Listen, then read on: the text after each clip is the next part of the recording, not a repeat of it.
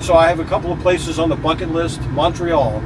I want to go get poutine because I heard that's the place you got to go with smoked meat. Mm-hmm. Oh yeah. Poutine is better in Ottawa though. I'm not getting in the middle of this one.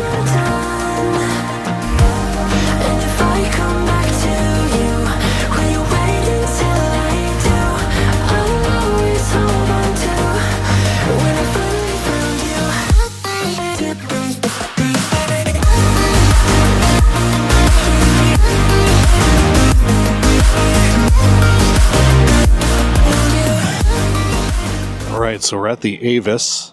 This is the Avis in Port Canaveral, the cruise ship drop-off location.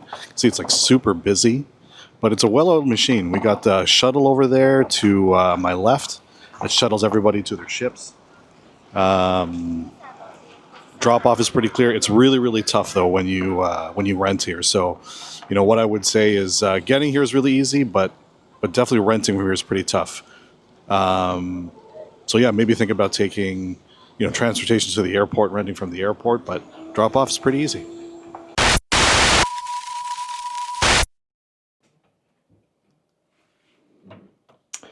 Hey everybody, so I was just watching that sequence and I realized that not a lot of it made a lot of sense. So let me take a couple of seconds just to clarify what I meant to say. Now that Avis location in Port Canaveral is actually really convenient for both renting and dropping off and taking the shuttle to the cruise ships. But there's a couple of things you have to keep in mind when you rent from there. The first thing is that it's a really small location. There's just one building and one small parking lot that services all of the people that are looking to both rent cars and drop off their cars to get the shuttle to the ship. So the first thing I would absolutely recommend is if you plan to rent from this location, absolutely get a booking in advance. When looking at the staff and watching what they were doing that day, they were using the incoming cars to give to people who had reservations. And then they were asking anyone who didn't have a reservation to wait until they had a car that was available. So the first thing is you absolutely want to make sure that you have a reservation if you're renting from that location. And when using the app either on your phone or online, there's a specific code for that location, and it's Port Canaveral P3F. There are a couple of other Avises in Port Canaveral, but that's the only one that has a free shuttle to the ships. When it comes to the shuttles for the ships, they're all free, so you don't have to pay for them. They're included in your rental fare. But here's where you have to exercise a little bit of patience. So there's multiple shuttles, there's not just one. And what you're going to see is that people are lining up to both return their cars, but they're on the same area as people who are looking to get a shuttle. And everyone's kind of jammed together. There's not really a lot of organization. But the drivers of the shuttles actually are really well planned. So as they come up and as they get out, they will start to call out what ships they're going to service. And one of the things you'll find is that one shuttle might stop at multiple ships. So just listen for the driver to call out your ship. And then as you approach the driver, they're going to ask you how many people are in your party. And this is really important to make sure that everybody gets to your ship together. Don't worry, the shuttles are large. There's lots of room for everybody's luggage. They'll make sure that everybody gets on board, and they're constantly running. I think the longest time between shuttles that I saw was about 15 minutes. So even if you get there, you drop off your car, you grab your bags, someone's calling out for your ship, and you don't have enough time to get to that shuttle, don't worry. Just wait about 15, 20 minutes. That same shuttle is going to swing by and pick everybody up. All in all, it's a great location. I think you just have to be a little bit more planned than you normally would. It's not like an airport where you can just show up and you can probably grab a car. The two most important tips I have for that location is number one, have a reservation, and number two, just plan to be patient. You're on vacation and you're going to get to where you need to be. So just take a deep breath, enjoy the hopefully warm weather and the sunshine, and everything will be fine. Supposed to be nice. Tomorrow night there's going to be a big front that will come through. Check the weather, make sure you got some jackets available if it's still cool. It's supposed to be cool all next week.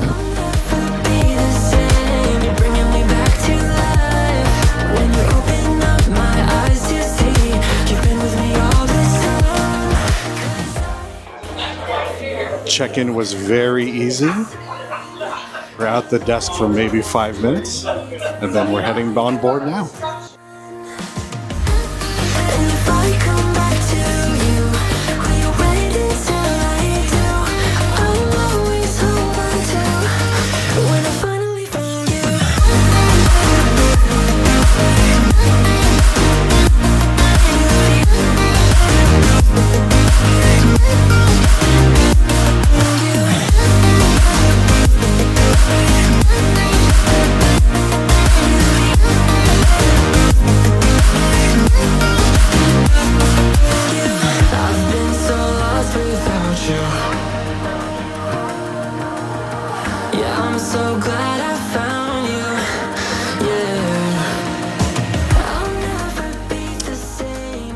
What's up, everybody?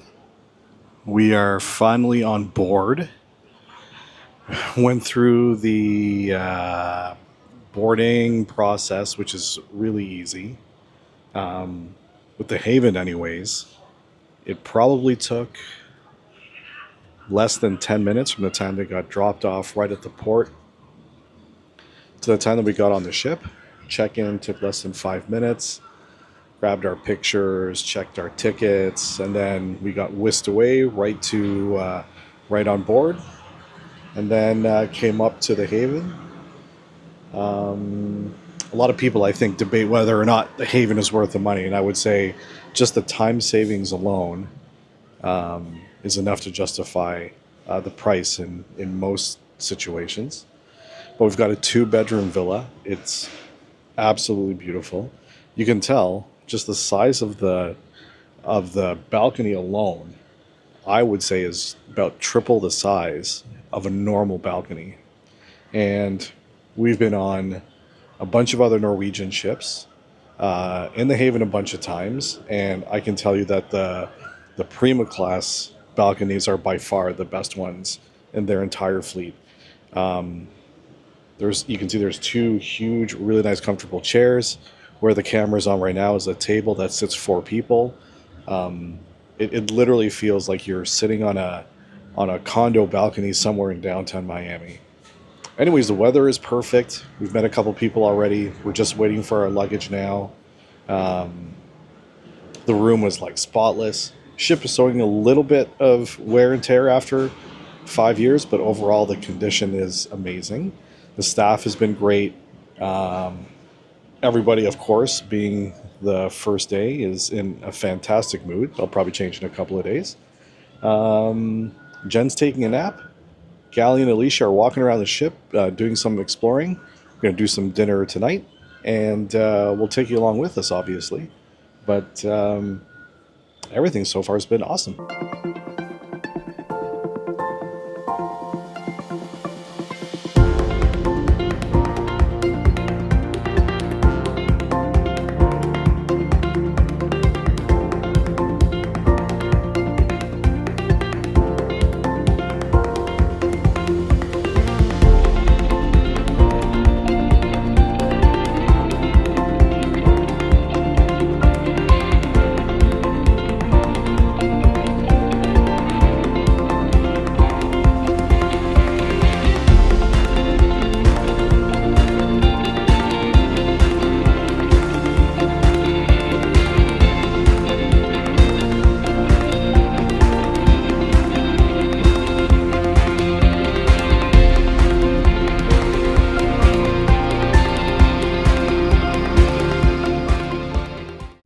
For dinner, we decided to kick off our week at one of NCL's a la carte restaurants, Cagney's. It is a $60 per person upcharge, so just keep this in mind. My appetizer was thick cut bacon with their homemade steak sauce, which was super flavorful. But the real star of the show was the 8-ounce New York strip I had for my entree. I know this is a big statement, but I can honestly say it was the best steak I've ever had on a cruise ship.